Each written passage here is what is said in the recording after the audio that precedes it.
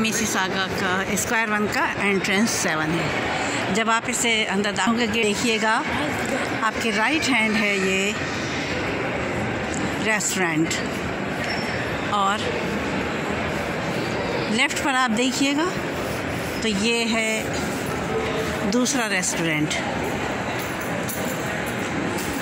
इसका भी मैं नाम आपको बता दे रही हूँ, ये देखिए, बल्कि यहाँ से लूँ ताकि आपको अच्छी तरह से नज़र आ जाए। ये ग्रिल एंड बार है, ये देखिए लिखा हुआ है, ये लेफ़्ट पर आएगा और इसके साथ ही देखिए ये जा रही हैं, एलिवेटर चल रहे हैं, चाहे आप राइट जाना चाहें या लेफ़्ट जाना चाहें।